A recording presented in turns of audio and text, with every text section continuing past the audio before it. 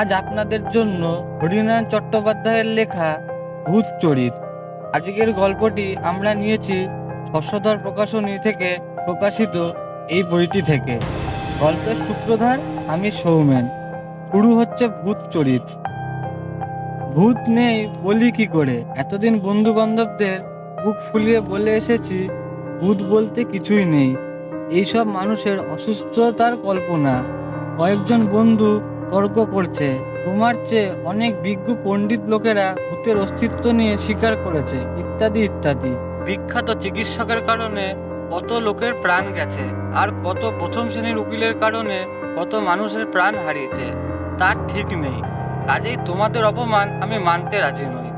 তার মানে তোমার স্থূল দেখাটাই আসল? তুমি নিজের চোখে একবার দেখো। কিন্তু তোমরা কি কেউ ভূত দেখেছো? এমন কাউকে আমার সামনে এনে দাঁড় করাতে পারবে যে চাক্ষুষ ভূত দেখেছে? বন্ধুরা হতাশ হয়ে আমার দিকে তাকাচ্ছে। এরপর হঠাৎ এক বন্ধুর আগমন। তারপর কিছু কথোপকথনের পর শেষকালে শুরু হলো ভূতের কাহিনী। মানুষ যতই সভ্য হচ্ছে, ভূত ততই দূরে সরে যাচ্ছে। ভূত ছিলই না কোনোদিন, কাজেই সরে যাওয়ার কোনো প্রশ্নই ওঠে না। বলো কি হে, ভূত নেই? ভূত দেখবার সাহস আছে? কেবল আমিই বললাম হ্যাঁ আছে। কিছু হলে কিন্তু আমাকে দোষ দিতে পারবে না। তুমি নিশ্চিন্তে থাকো, আমি সাবালক, তোমার কোনো দায় থাকবে না। শোনো তাহলে, কাটোয়া লাইনে চেপে বিষ্ণুপিয়া হল্টে নামবে। এখান থেকে 2 মিনিট যেতেই সিদ্ধেশ্বরী মন্দির, তার পাশেই শ্মশান। অমাবস্যার রাতে সেই শ্মশানে গিয়ে রাত কাটিয়ে আসতে হবে, যদি তোমার কপালে ফিরে আসা থাকে। আমি যে সত্যি সিদ্ধেশ্বরী মন্দিরের শ্মশানে রাত কাটিয়েছি তা তোমাকে প্রমাণ দেবো কি করে?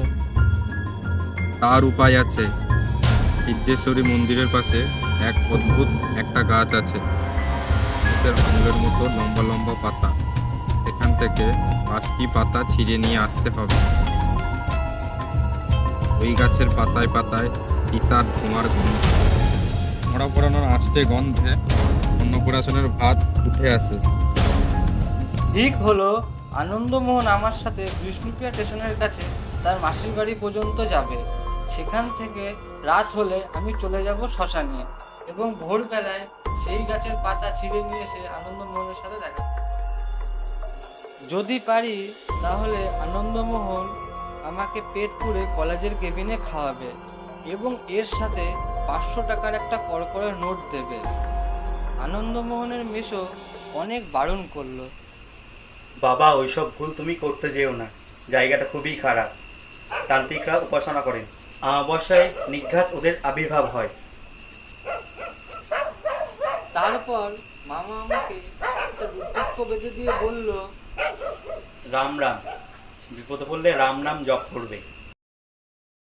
রাত 8টায় খাওয়া দাওয়া শেষ করে শ্মশানের দিকে রওনা দিলাম। ঘুটঘুটে অন্ধকার, ভালো করে পথঘাট দেখা যাচ্ছে না। ঝোপে ঝোপে জোনাকি, মাঝে মাঝে বিশ্রী সুরে পেঁচা ডেকে উঠল। চারিদিকে ঝিরঝির পোকার আওয়াজ। এইসবে আমি অভ্যস্ত, এর আগে বাজি রেখে 3বার শ্মশানে এসেছি।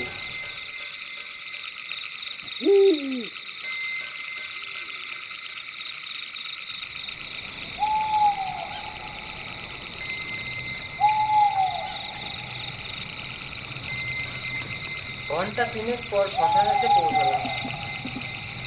এত সময় তো লাগার কথা নয়, মনে হয় পথ হারিয়েছিলাম। শ্মশানের কাছে আসতেই তীব্র মাংসালো গন্ধে বমি আসতে লাগলো। বুঝতে পারলাম মরা পোড়ানোর গন্ধ, অথচ কাছে গিয়ে দেখি কোনো চিতাই নেই। একটু ঘোরাঘুরি করে বুঝতে পারলাম গন্ধটা সিদ্ধেশ্বরী মন্দিরের দিক থেকে আসছে।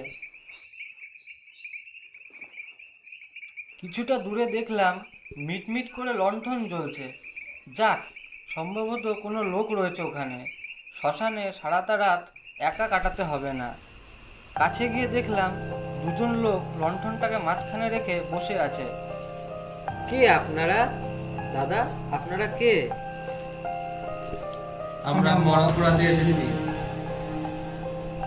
পড়া পড়াতে এসেছেন? মাত্র দুজন? না, আরো 2 জন আছে, তারা পাশের গায়ে কাঠ আনতে গেছে। অনেকক্ষণ হয়ে গেল গেছে, ফিরছে না কেন কে জানে। নেশা করে কোথাও পড়ে আছে বোধহয়। আমি তাদের কাছে বসে পড়লাম। যাক, সারা রাতটা অন্তত শ্মশানে একা থাকতে হলো না, কথা বলার লোক পেলাম। আপনি এখানে এসেছেন কেন? আমি শ্মশানে বেড়াতে এসেছি। বেড়ানোর আর জায়গা পেলেন না? বলেই ফেললাম, না তা না, ভূত দেখতে এসেছি। খাঁচা এনেছেন? খাঁচা?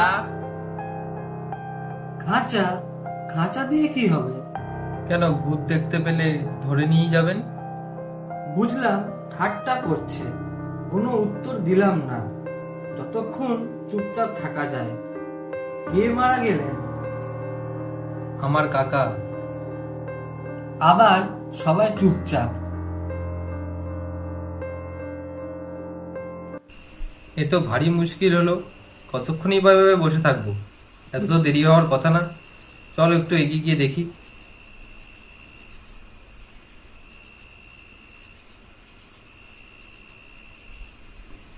আপনি মশাই শ্মশানে বসে বসে হাওয়া খান, আমরা একটু গায়ের দিকে এগিয়ে দেখে আসি।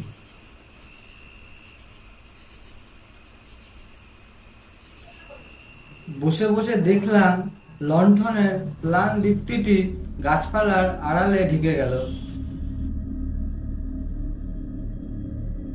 এরপর মনে হলো কেউ পেছন দিক থেকে যেন হেঁটে চলে গেল। পেছন দিকে তাকাতেই কাউকে দেখতে পেলাম না। বুঝতে পারলাম মনের ভুল। না, মনের ভুল না, মনের ভয়।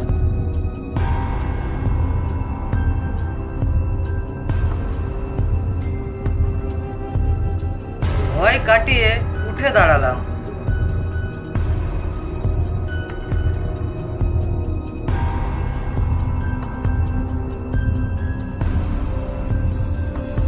হাঁটতে হাঁটতে ডোবার ধারে এসে পৌঁছলাম এবং সেখানে এসে বসে পড়লাম। চোখে ঘুম ঘুম ভাব, গায়ে ফোঁটা ফোঁটা বৃষ্টি পড়ছে। চমকে উঠলাম, আন্দাজ করলাম রাত 3টে বাজে। তার মানে এখানে অনেকক্ষণ ঘুমিয়ে পড়েছি। আর ঘন্টাখানেক, 4টের সময় এখান থেকে রওনা হলে আনন্দমোহনের মাসির বাড়ি পৌঁছে যাব। তার আগে গাছের পাতাগুলো ছিঁড়ে নিই। আবার মন্দিরের কাছে এসে পৌঁছলাম।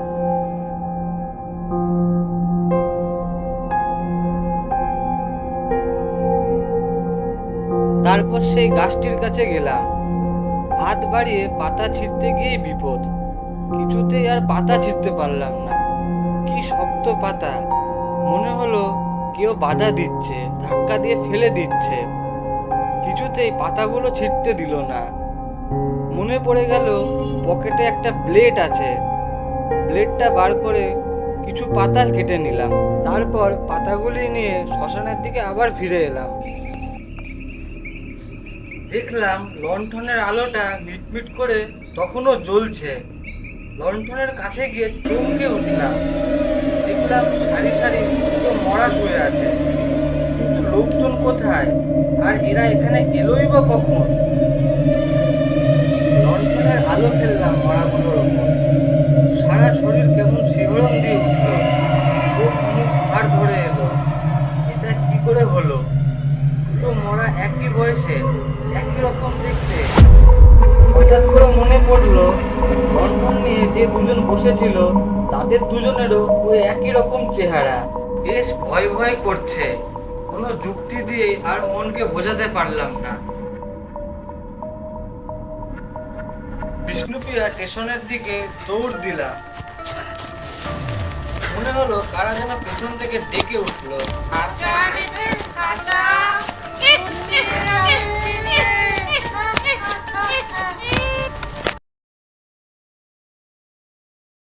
সেইবার বাজি জিতেছিলাম, কিন্তু মনের মধ্যে একটা সন্দেহ ডানা বেঁধে রয়ে গেল। যদি ভূত নেই, তাহলে দুটো মরা পাশাপাশি দেখলাম কি করে? যাদের সাথে কথা বলেছি তারাই মাটিতে মরা শেষে শুয়ে আছে। তারপর বিশ্বাস হতে লাগলো ভূত বলে নিশ্চয়ই কিছু আছে।